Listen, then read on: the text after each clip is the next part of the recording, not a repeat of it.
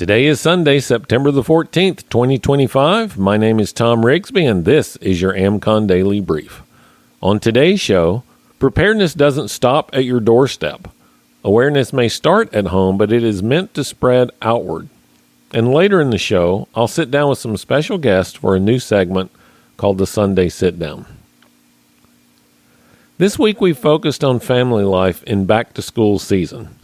New routines, busier commutes, quieter homes, germ spreading, even the unthinkable possibility of a school lockdown. Every day we looked at awareness through the lens of how it shapes our own households.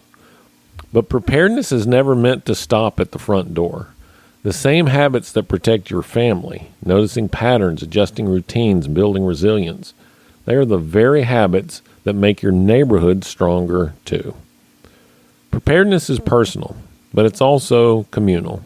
When you practice awareness, you're not just protecting yourself, you're creating an example that others can follow.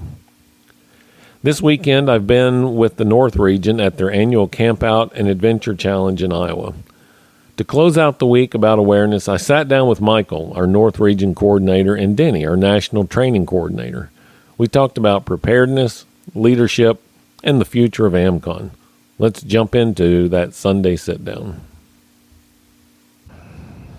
This is, all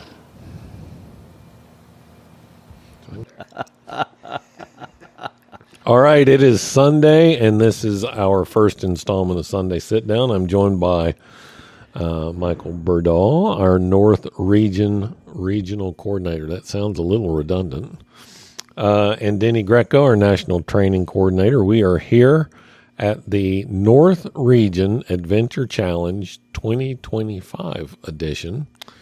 And I really want this to be just a, almost like we did last night, just kind of sit around the table and chat for a little bit. I'll give us some handrails, and we'll kind of see where it goes from there. Sound good? Sounds good. All right. Yeah. Yeah. We can probably do the PG version. Yeah, we should probably do that. All right. So first, big news this week. This is, I don't know what the week is, but today is September the 13th as we record this. Big news of the week was Charlie Kirk's assassination.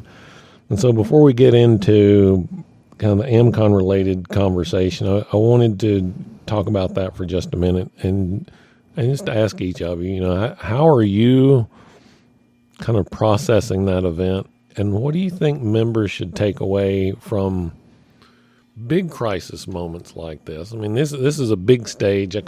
Yesterday we called it a big stage moment. How are you personally looking at this, and then what do you think the members ought to think about this, or not think about it, but what should they take away from it? You want to take this one first, Mike? Sure. I don't mind, but So, first of all, from a personal level, it was very disturbing. I was very sad and filled with sorrow that I haven't felt outside of my family. I think he was just an incredibly beautiful human being who is doing so much good in our culture, and particularly the connection that he was making with our youth, as well as the fact that he was, I think, leading a lighting the way for how we extricate ourselves from this cultural morass that we find ourselves in of tribalism, and getting out and having conversations, having dialogue with people, and being respectful of them and their positions and their opinions, and talking sense and logic and reason, and debating them and asking them to, maybe think and to open up their mind and not be biased coming into a discussion about a conversation or their position on a particular topic.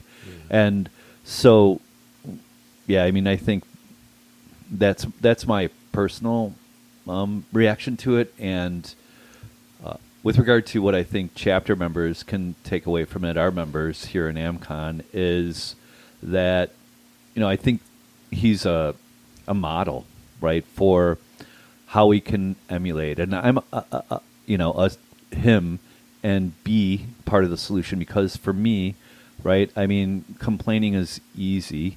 And, if you really want to solve a problem, and I believe that he was addressing a serious problem in our culture, and Americans pitted against Americans, that you have to be part of the solution. And I think that each of us can be part of the solution by following the example that he set and challenging people respectfully in their positions, and talking reason and logic, and engaging them in dialogue, and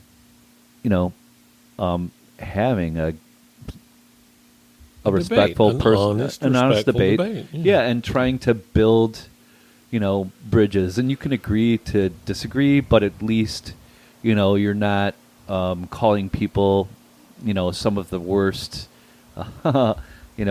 labeling them in the worst possible way that people can be labeled, as like Hitler, fascist, right, and so on and so racist, and so on and so forth down the line. But because that solves nothing, and as we've been told, words are violence. So let's not be violent about it. Let's be because violence never solves anything. So I think that Charlie has set the example for how we can help to improve our culture and our situation, and try and throw into reverse this rush to and this ever increasing tribalism and dissension, and in many instances just hate between fellow Americans and human beings. Yeah.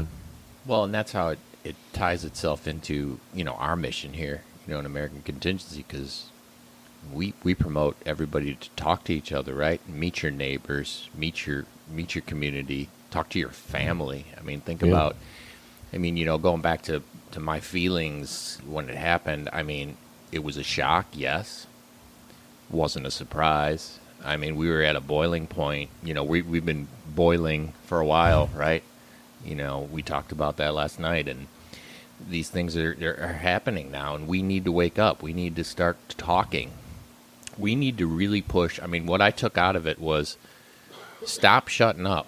When I see my crazy uncle or my, silly neighbor that's talking about things that aren't even true, they're engage respectfully. They're my neighbor, they're my family member. We shouldn't be afraid to do that anymore, because if we shy away from it, it gets worse and worse, right? I think that's key. I think the thing, Michael, you said what he was doing well. I think what he was doing well was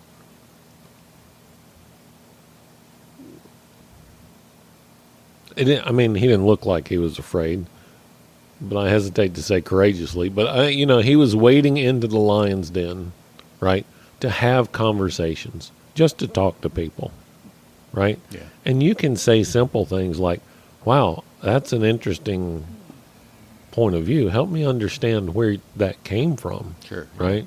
And now, we've watched clips of Charlie for a long time, but going back and looking at some of them over the last couple of days with the context of what has happened, it's like, he had a very sharp intellect. He was very quick on his feet, and he could have those conversations. We don't have to be mean, right?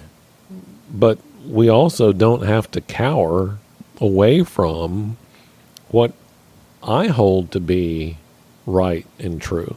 Yeah. And I think that's what he was doing. I watched one today where he was being challenged on, why he had so much faith in the Bible when it was written by a lot of different people over the span of a lot of years. And he says, well, see, that just proves to me that it's true, because all of these people across hundreds of years wrote about the same topic, and they all converge back on the same point. He did that in a super respectful way without saying, well, that just shows how stupid you are and uninformed. I mean, he could have taken that tack, right? So I think that, for me, I think it's the big takeaway, and, if we want to, I guess, honor or amplify the impact that he has made, is just to continue having conversations.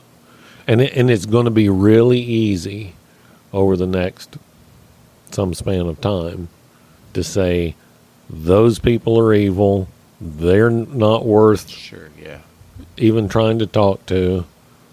But I think it is incumbent upon us. I didn't know him, so it's difficult for me to say he would have wanted us to do anything. But certainly by his example, I think he would have wanted us to have conversations with those people, especially the hard ones.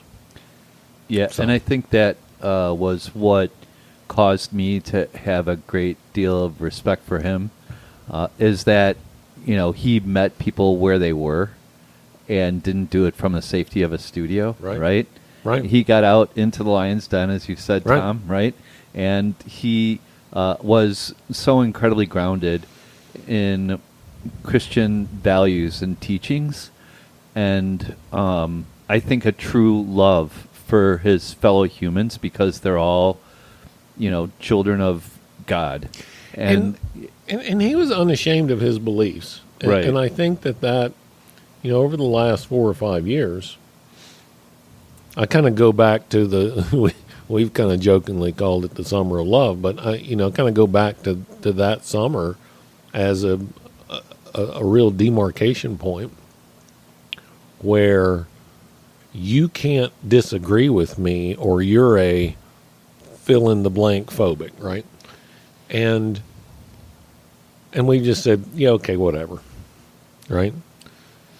I think we need to stand up, call it what it is, right? You're just making stuff up. I'm not. Yeah. Because if I don't like the color of your shoes, that doesn't make me a shoe phobic, right? It just means I don't like your shoes. Right. And I'm entitled to my opinion, right? So, I don't know. Anyway, I think that, a big takeaway for all of us, kind of all of us here at the table and everybody listening, is we all have to evaluate this for how it applies to us. Kind of, we talked earlier today about how risk profiles are different for different people. How I take this, how I apply this, what this changes for me is going to be different for everybody. Yes. It doesn't have to be one answer. So I would encourage everybody to think about, if you believed in the message that he was sharing, what can you do to continue that work? That's right. And I was very positive in my, sharing my thoughts on this topic up until this point. But I think another tremendous takeaway from what happened is the response of some of the people in this country. And violence is never the answer to anything. And saying that he deserved it or this or that or the other thing, it's just makes me so incredibly even more saddened than I was by his loss, that people have gotten to that point where they're willing to come out in the numbers that they did to just say such horrific things. And so that's why I think it's so incredibly important to not only, as Thom said, continue to have discussions, but to really make a concerted and focused effort to have more discussions, because the only way that I think we're going to be able to affect change in a positive manner is to try and have as much dialogue as we possibly can, and to, in a respectful manner, try and come together and have a meeting of minds and thoughts and talk through things and try and come to some common understanding, right? We used to do it. Yeah, we It did. used to be common space to have conversations openly about what we felt, and we walk away or Yeah. go have a beer together after we're done. Well, and the founding fathers had some great conversations Yes, they did. over a pint. Yes, they did. So, And some Uh, incredible disagreements. Yeah, but at the end of the day, they had the same objective in mind, right. and they could, even though I disagree on the execution and how to get to that objective, I can still respect you and your desire to achieve that objective also, right?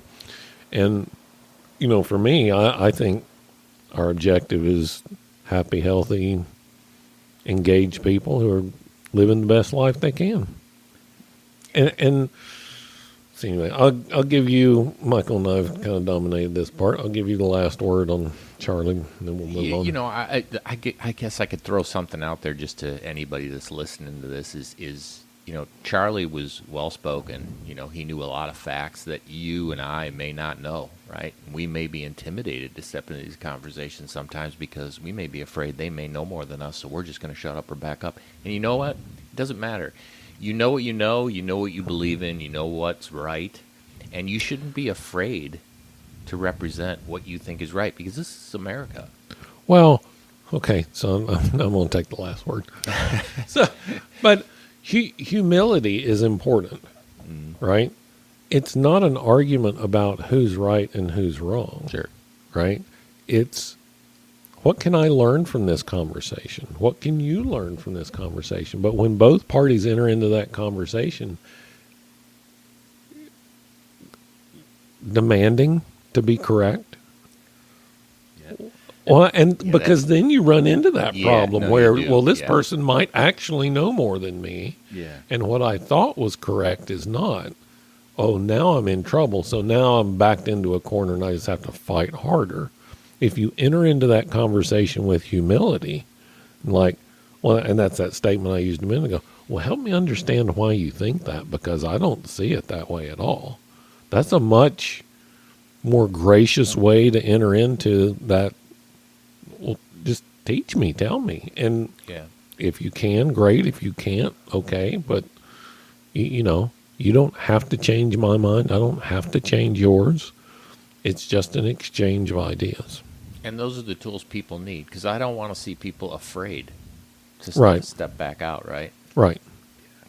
And you have to challenge, wrong mindfulness, but in a respectful way. Yeah. Right? Yeah, absolutely. All right, let's talk about AmCon. Denny, I'm going to start with you. All righty. National Training Coordinator. All right. Why is training important to our members? Sure. Well, training is, you ask anybody what preparedness is, and that's the first thing that pops in their head, right? They don't think of anything else. They think about getting ready, getting prepared, training, learning things, right?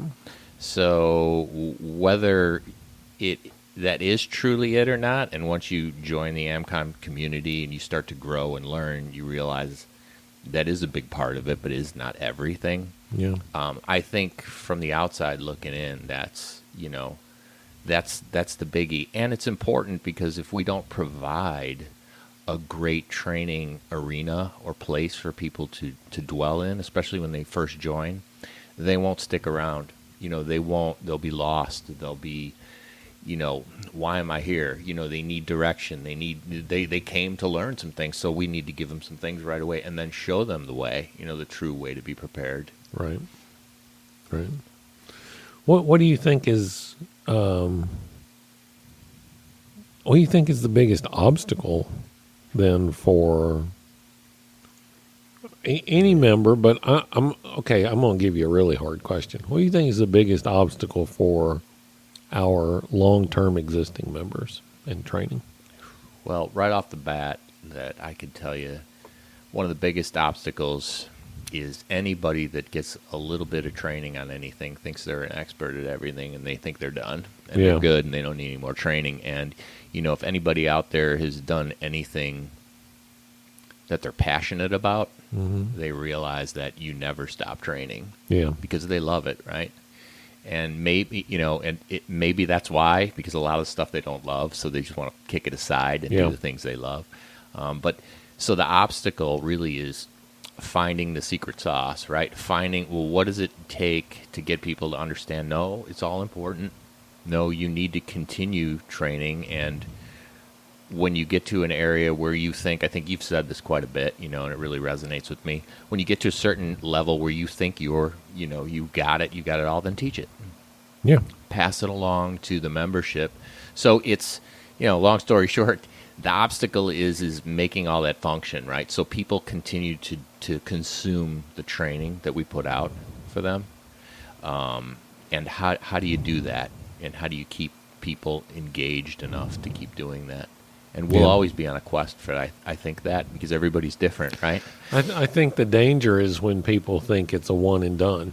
Yeah. Oh, I can take this class and now I'm good, right? And the reality is that class should just introduce you to what you don't know, right? It's kind of like, we talk about ham radio, and I say that your license, your ticket is just your ticket to start learning, right? Yes, you have to study, and yes, you have to pass a test, but you're just getting started. Right.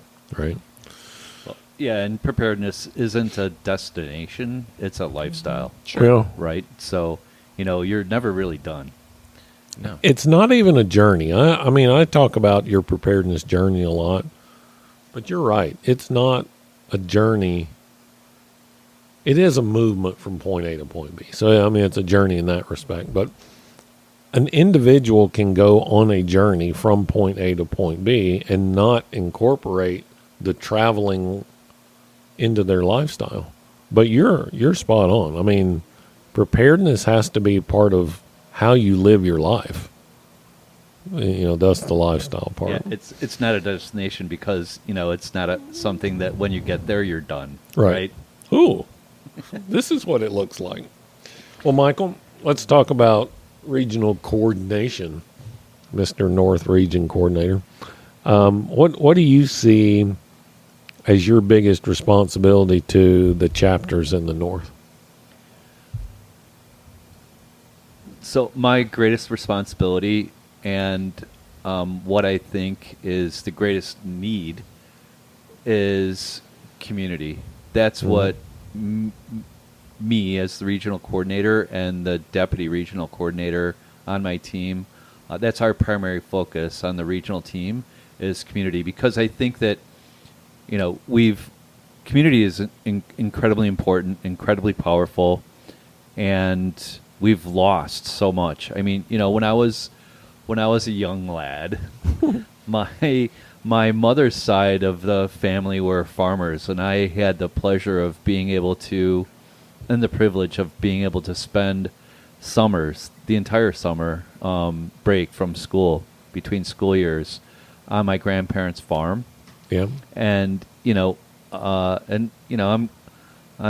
pretty gray, so I think that we've lost a lot of community in my lifetime, and I understand, what the power of community is, right? And so, and also too, one of the major objectives of government is to make you dependent upon them, because then it gives them more power over you and you less liberty. Yeah. So, I mean, I think that, if you can develop that community and understanding that even though you may be prepared, kind of going back to what AmCon is focused on, beginning with you individually, preparedness, then your family, then your neighborhood, then your, right? So, if you can't, you have to start with yourself and then get that in order, and then your family, and then move out from there. But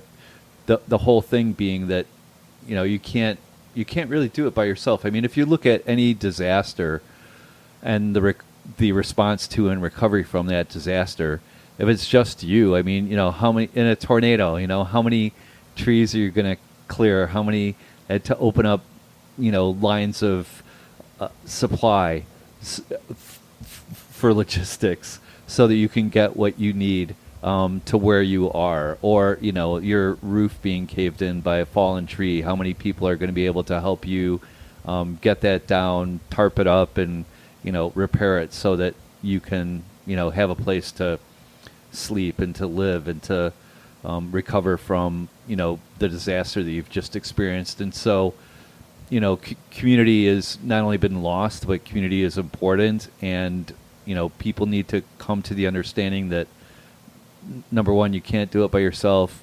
Number two, you won't be able to succeed by outsourcing it to others and not taking any personal accountability, because that just puts you in a position of being, reliant upon others, which gives others power over you and limits your liberty and your choices. And so, I don't know. I could go on for a long time about the importance of community and the importance of what we're trying to help people accomplish, which is self-reliance, right? And to be personally responsible. So I'm going to tweak that just a little bit, and I've done this a lot too. Self-reliance is not exactly the word. I think I'd like to see people be more self-sufficient. So, and maybe it's just a nuanced difference, but self-reliance to me conjures up images of Grizzly Adams, right? Roughing it on his own. And I mean, I'm a big believer, I know you guys are too, about that you can't really do it alone. Even the Lone Ranger had Tonto. Right. Yeah. I mean, even the Lone Ranger had a partner, right? So you need that community support. And my argument for that usually is, well, you got to sleep sometime, right? So, I don't know. Community is just a big part, and I don't disagree with anything you said. I just want to make sure that, we encourage people to be prepared to care for themselves in the context of a community. Yeah, and I think that so what we do in that regard then, what I do as the regional coordinator along with my deputy, is to help people, because many people don't know where to start, don't know how to do it, don't know what it means, don't know what it looks like. And so we coach, we mentor, we remove obstacles, we provide resources, we help actually actively, shoulder to shoulder, with the people who raise their hand and say, yes, I hear you and I agree about the value of community and I'd like to build one, but I need help, right? And so we help them in whatever way that they may need help. We listen very closely, and we don't want to make them reliant upon us, right? And do it for them, but we want to help them and support them and be cheerleaders, whatever we can do to help them be successful. I mean, if I'm to be successful as regional coordinator, my success is measured directly as whether or not they're successful. Yeah, 100%. Yeah, and you're showing them the way, right? I mean, they can take all the training they want, but if they don't nestle in somewhere with their neighbors and their community, they don't have the Tonto yet, right? You create the Tonto for them. Well, I think it's important, too, that, I'm a believer that language matters, like self-reliance versus self-sufficiency. But above the local team level, right, all of our leadership positions are called coordinators or managers, right? A lot of the staff has manager jobs or titles. But like you're a regional coordinator, you got a regional training coordinator, there's state coordinators. And the idea behind that was to say you're not the person in charge, right? You're the person who's helping tie all of this together. And when Team A needs support from somebody, teams B, C, D, and E, and like, hey, we've got a resource over here, and you can help tie them together.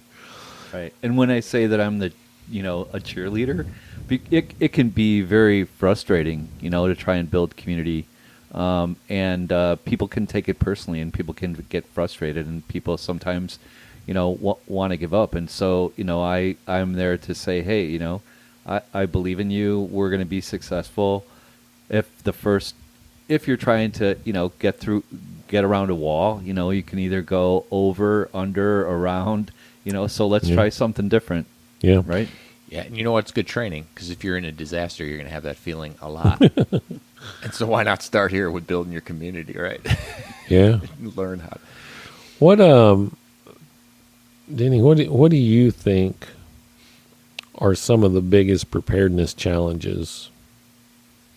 And I don't know if this week changes that or not, but what do you think are some of the big challenges coming up that people listening to this need to think about for next year or for the next year? I mean, we still have a quarter of this year left. I mean, I think it doesn't really matter what the year is. The biggest challenge always for everybody across the nation is the community aspect of the preparedness, because no matter how much water you store or how much you learn how to do this or that or the other, like we've talked about already, I mean, without that support system, it goes nowhere. And if we continue to divide ourselves across the nation and we don't learn from what the Charlie situation, and we don't try to improve that, it's going to keep getting worse and worse, and we're going to keep dividing and dividing. And so, to me, that's the biggest thing people should understand is their challenge and should work on and improve is, I mean, let's face it. I mean, we're all sitting at this table. We all understand that we can easily go sit in a corner and tie a knot all day long, but it's much more fun if I do it with my neighbor, right? Yeah. And so why aren't we creating that? Why? And it's tough. Hey, it's tough for me to go walk over to my neighbor's house and knock on the door and say, hey, you want to tie a bunch of knots with me tonight? But we got to do it. I have cold beer. Yeah. What do you think is the holdup? I mean, is it pride? Is it embarrassment? I mean, I guess pride and embarrassment, two sides of the same coin, but, you want them to think, oh, no, I don't want to do that, and then you're embarrassed. And, I mean, what's the holdup? Why? Because I ask the question all the time, is your neighbor a member of AmCon? If not, why not? You've got two great leads that have a vested interest. You have a vested interest in them being better prepared that live on either side of you. What is the holdup? What's the obstacle that keeps us from talking to them? I don't really know, but I'm always good for my 2 cents here and there. But, number one, and I see it a lot, is everybody's motivated to want to do something, but they want to attend it. They don't want to host it. So their fear is that, well, I will go knock on my neighbor's door, but I'm not having it at my house. Yeah. Right? And then, so, and you can fix that. You can create, you can talk to people and create, well, go down to the bowling alley, go down to the, to the coffee shop and have a coffee meet at the Starbucks. So I think that's one side of it that's easy. The other side, if we can get a little saucy and throw the conspiracy theory hat on, and spice it up, is that I think there's been a long time of creation of division that we don't even realize is happening to us over the years, and it puts this thought in our brain that we just don't want to do that for whatever reason, whether it's fear, whether it's, stay away from them, or, whatever it is, and we don't even know it's there. And it's created this neighborhood where I mean, when I moved into my neighborhood, we'd have wine on the end of the driveway 25 years ago, and we'd talk about things. Now, you look down that street, there's nobody out there. Well, maybe in mine. I work on it a little bit, but you know what I'm saying. Yeah.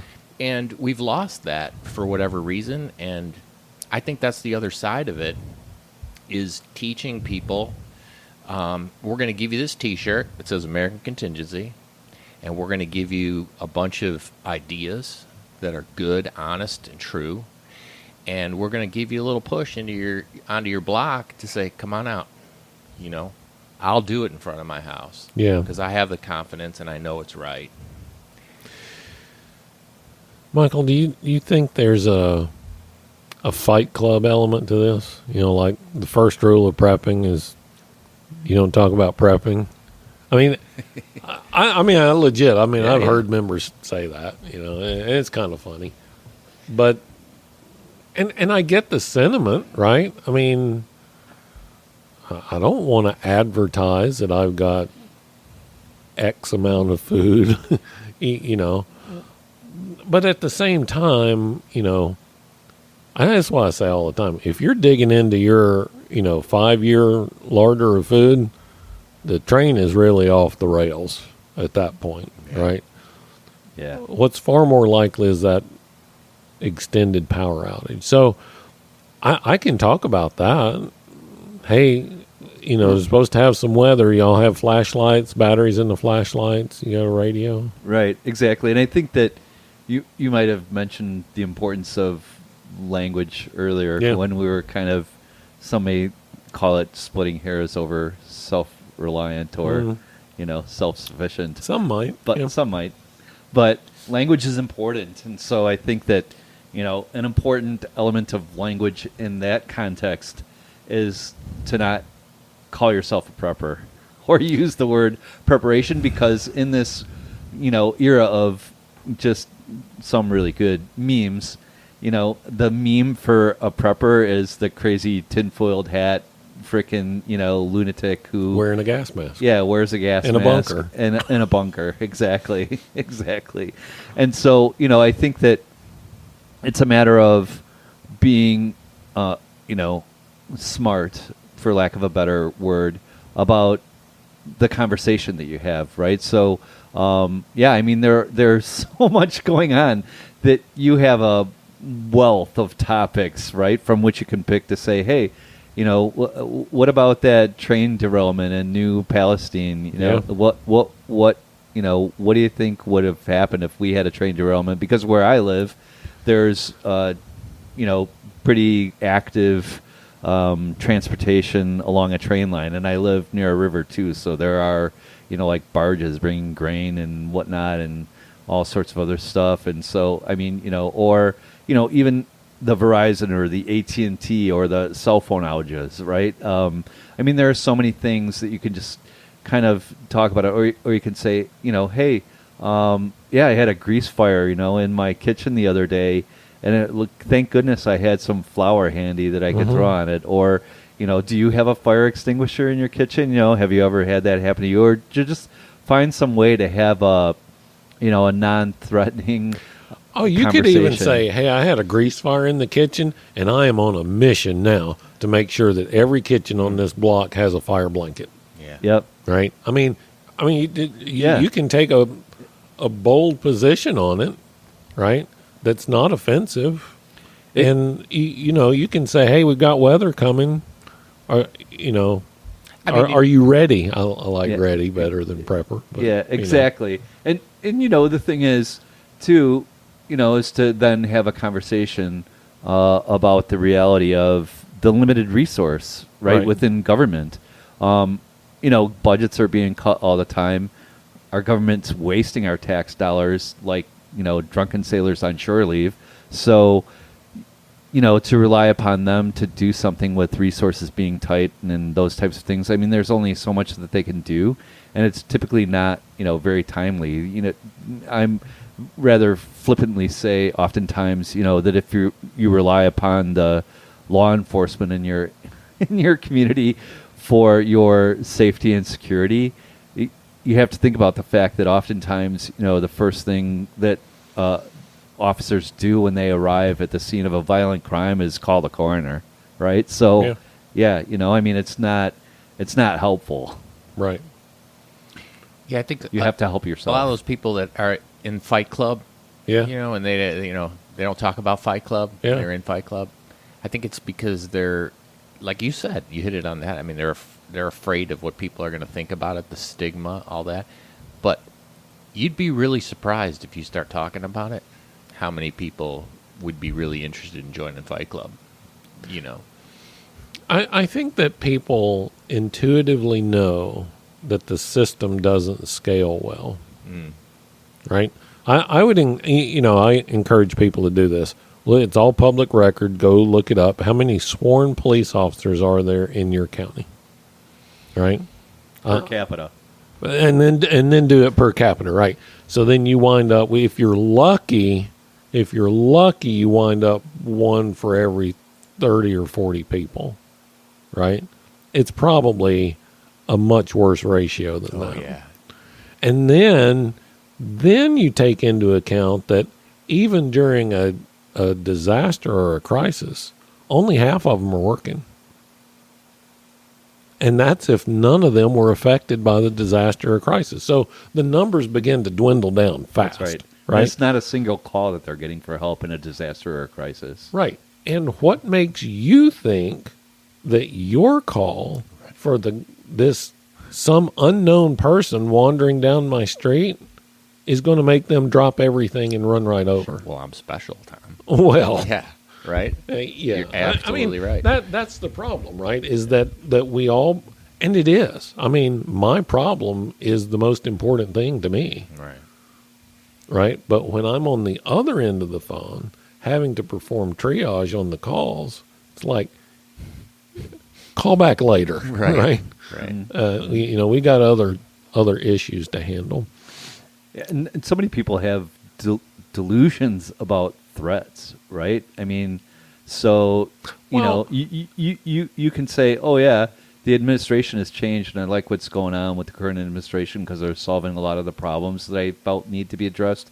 But there are still threats, and there are still other problems, right? I mean, we had an open border where we have tens of millions of strangers. We have where they're trying to right size government and all sorts of change going on. And so I mean, like I said, preparedness isn't a destination, it's a lifestyle. So you always need to be prepared because it's never safety is an illusion, right? Well, right. Yeah. I mean, those who would sacrifice, how's that saying go? Those who would sacrifice liberty for safety deserve neither. Correct. Yeah. Benjamin Franklin, one of my favorite founders, and the founder who gave me is my namesake for my screen name. Well, but and you also have the other great visual that I have of this is the lion that lives in the zoo, right? He's got a home, he's got food, he's got health care, but he's a prisoner, right? As opposed to the other one who lives out in the open, has none of those things guaranteed, but is free. And unfortunately, humans have free will, so they're a prisoner of their own making. The police example is a really good one that people could take and use because this is factual stuff you can print and show in your local community and show people without being a conspiracy theorist. Not even really an alarmist. Right. Right? It's like, hey, I've found some fascinating information. Mm-hmm. Did you know that we only have 1,440 sworn officers in this county? And we have 500,000 people that live here. If I have kids, I got my ears open and my eyes open. I'm like, maybe we should talk about this a little bit. And it's about buying time. We were talking in the security class earlier today. We were talking about all of these things just buy you more time, right? Buy you more time for backup to arrive, buy you more time to react on your own, buy you more time, and maybe make it harder and they just give up and go away, right? What if the whole neighborhood came out, right? When they heard somebody donkey kicking your door and trying to get in, and a couple of neighbors came out and said, hey, what are you doing over there? That sounds like a neighborhood I want to live in. Yes. Yeah, absolutely. Yeah. And, and it comes down to, speaking of law enforcement, right, you're talking about somebody with whom you have no personal relationship, somebody who doesn't know you from any other, resident in the community, as compared to people with whom you have a personal relationship. Yes. Right? Who know you. Yes, they're far more likely to come out and challenge that person. Exactly. And to come to your aid when you need it. Right. And a bad guy that walks down your block, if more than one or two neighbors come out, I guarantee you they're probably leaving. They're leaving. Because they've never seen that before. Yeah. Yeah. All right. I knew that when we sat down to do this, we could run the risk of going very, very long in this conversation. So I want to begin to reel it in. And I'm going to throw the same question out to both of you. If you had one message to give to new or potential AmCon members about why preparedness matters and how AmCon supports that effort, what would that message be? Boy, you're really putting it out there for us, aren't you? I mean...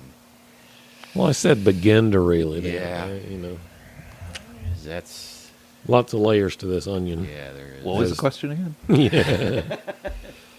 One message to give to new or potential members about why preparedness matters. I mean, it's, in my opinion, it's preparedness is more than just that word, preparedness. I think you said it, right? It's a lifestyle, and it's how we live. I mean, if you look at our categories, there's nothing in there that's kooky or crazy, or we eat every day, we drink water, we do hygiene. Right. And when I do anything that's important to me, I do a little research on it, I understand things better, and then I move forward in it progressively until I become successful at it, right? And this is your life you're talking about here. This is your everyday existence. And on top of that, if not for yourself, for the people that you're surrounded by that look to you to be their leader, you should do it for them. And I'm not asking you to jump on the courses that we put up there or meet Michael B. and have him hook you up with a new community across the country. I'm asking you just to, just tip your toe in the water and see what's here, what's to offer, what we're providing for you. It's not scary. It's not crazy. You'll realize really quickly that this is everyday stuff, and I'm actually good at a few of these things. The one that's furthest out on the fringe to me is homesteading. Yeah. And I can see a lot of people, given their living circumstances, thinking, that category, that just doesn't apply to me. I never want to go out and live off grid with the cows and the goats and all that. That's not all it's about. Mm-hmm. It's about, I think one of the first lessons in the homesteading essentials course is about building a toolbox. Yeah. And just having tools to fix some of the common things that go on around your home. Taking responsibility for maintaining your home. And you can do that whether you live off-grid on 70 acres or if you live in an apartment downtown. Absolutely. And if you think you got it, Teach take the it. course and understand it, and so you have material to then teach it to your kid, or your wife or your family, because we forget things we take for granted. Right. And we can't redistribute it because we lose it in our memory. I got a toolbox for all of my grandkids. Excellent. And it's got a little screwdriver, two little screwdrivers, a pair of pliers, tape measure, and a little hammer. Yeah. And for some of them, that might be the only toolbox they ever have in their life, right? But for others, it'll be a start. And so I bring that up because, we have segmented things into a lot of different categories, and people look at some of those categories and like, well, what's that about? But you're right. They're about everyday things. Yeah. Health and medical, food and water, right? It's just the stuff that we do. And so if you can just take those topics and those lessons and incorporate them into your life, just a little bit at a time. Absolutely. Think about it. I'll sit there on the couch on a Sunday afternoon, and all of a sudden a cooking show will come on, and I'll learn a new recipe. Yeah. And I've been cooking my whole life. Right. Same thing. We're not talking about anything more kooky or fringe than learning a new recipe on a cooking show. Well, that's pretty good. And then I'll just finish off my statement, but with what we provide is, we only provide a place for you to be encouraged to give you, backing, give you a little push, fill the pool, Yeah. heat it, make it ready for you. You're the one that comes in and does the work for yourself, for what you need to move forward. Yeah. And that's us. That's American Contingency. Yeah, for me, it's a very binary choice. Okay. If you choose to be, if you choose not to be prepared and not to be have personal accountability, then you've chosen to be a victim of circumstance, a victim of another person, a victim of whatever, right? Because you have not equipped yourself to be someone who can respond to what life may throw at you, right? Whether it's a circumstance or, like I say, natural, man-made, but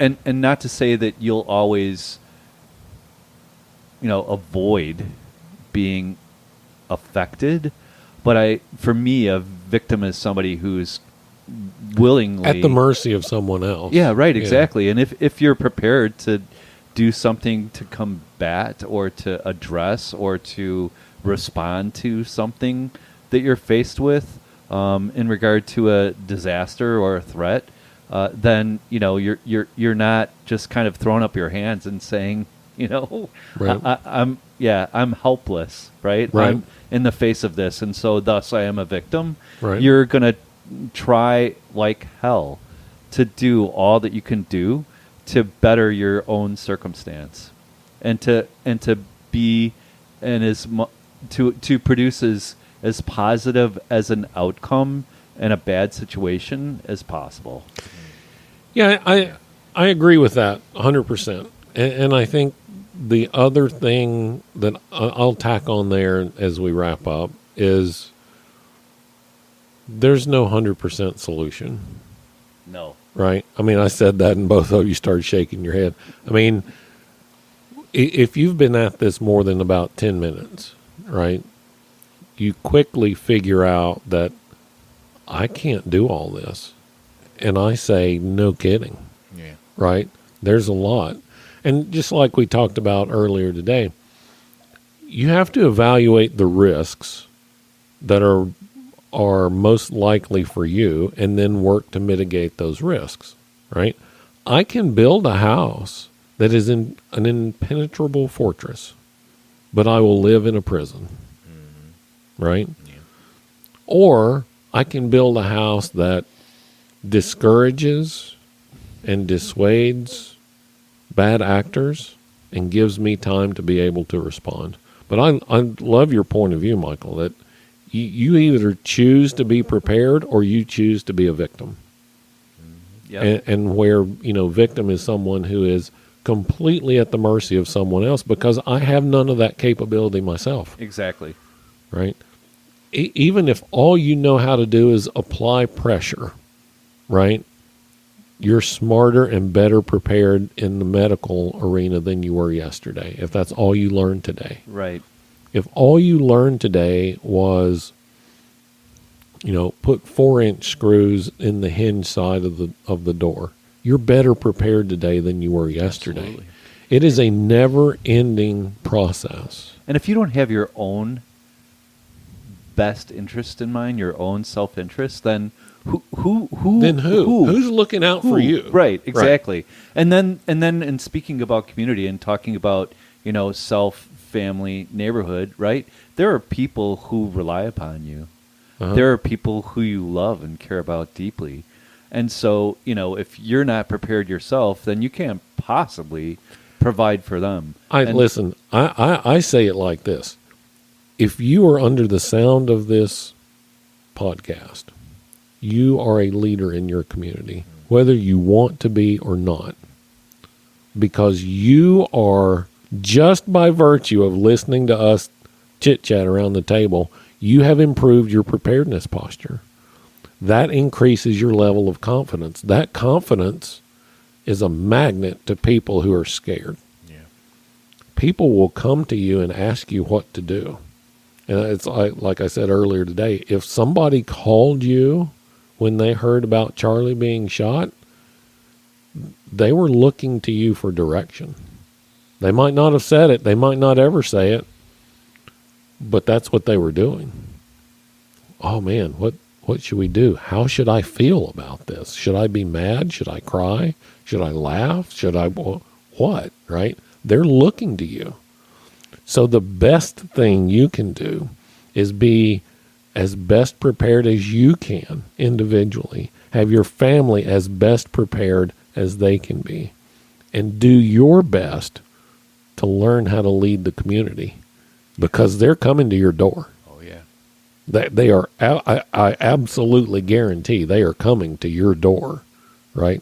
You can ignore it if you want to, right? That's like ignoring that big gash in your leg. You can ignore it if you want to, but pretty soon you're going to have to take care of that, right? Right. And so I would say, why is it important? One, so you don't become a victim, but two, focus on leadership, because leadership, I really struggle to say this. Leadership is very important. I want to say the most important, but it's very important, because if there's more than me involved, there's leadership involved. Sure. And I'm either leading or following, but there is leadership involved if there is more than one. And even if it's just yourself, it takes you to become your own leader, just to get off the bench and That's right. get off your butt. Well, And so- if you're a parent, you're a leader in your family, whether yes, you like it or not. absolutely. Right? Yeah. Yes. Your kids, your spouse, Yeah. the other people in your family, they're like, oh, what do we do? I can't, I play that role in my family, and even in the extended family. And it's not one that I really relish. I don't like being the person who arbitrates disagreements. I don't like being the person who, hey, I've got a flat tire, and, I'm an hour and a half away. Can you come help? My dad called one time. He was already sick, but it's obviously before he died. But he called one time and said, hey, what are you doing? I said, I'm sitting here watching TV. What are you doing? I'm like, well, not much. You think you can come up to my house for a minute? I'm like, yeah. I mean, it's like 45 minutes away. Do you need something? Should I bring something? He's like, well, I'm just laying in the floor in the living room and can't get up. And well, maybe you could come help me. And I'm like, Right. I will, but I can get you help faster than that. Yeah. And fortunately for me, one of our local AmCon members literally lived across the street from him. Mm-hmm. And so I was going, hey, Michael, can you go over and help my dad? And he, well, yeah, sure. Right. And so so that brings us back to community. It brings us back to training. It Right. brings us back to leadership. And leadership can be a very frightening word for some people. Sure. And leadership does not mean that you always have to be right, or that you're responsible for the outcomes or other people's actions. Really, leadership to me is the main theme, the main responsibility of leadership is to be of service, right? To kind of be in front, to show a way, maybe not the way, and to serve others. And I think, kind of in tying it back to Charlie, right, from the beginning, is that I think that was one of the biggest and most important teachings of Christ, beyond love for one another, was to be of service. Serve one another. Yes. Yep. And delegate. Yeah. Be a good delegator as well. I think that's a great place to wrap it up today. Gentlemen, thank you very much. Yes, sir. I appreciate Thank you. y'all This was doing fun. this. Yeah, this was fun. Thanks. That conversation with Michael and Denny was a great reminder. Preparedness doesn't stop at our doorstep.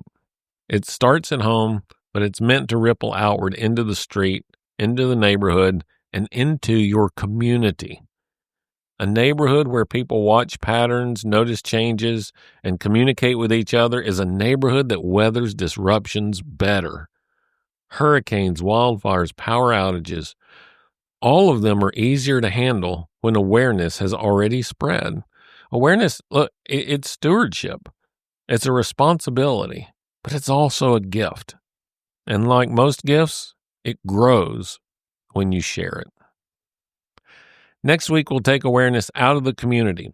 From schools to the workplace to neighborhoods, we'll talk about how shared awareness builds trust, resilience, and a stronger network of preparedness. Thanks for listening to the AmCon Daily Brief. If you're already a member, make sure to check out all of today's resources on the members-only platform or in your phone app.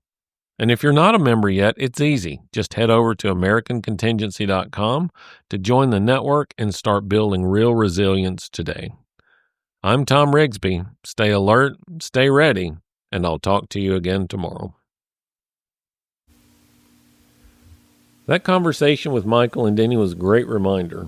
Preparedness doesn't stop at our doorstep. It starts at home, but it's meant to ripple outward into the street, into the neighborhood, and into your community. A neighborhood where people watch patterns, notice changes, and communicate with each other is a neighborhood that weathers disruptions better.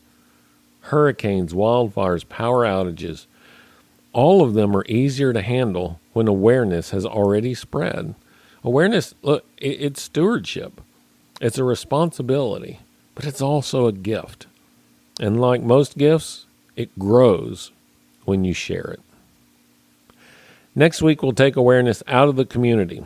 From schools to the workplace to neighborhoods, we'll talk about how shared awareness builds trust, resilience, and a stronger network of preparedness. Thanks for listening to the AmCon Daily Brief. If you're already a member, make sure to check out all of today's resources on the members-only platform or in your phone app.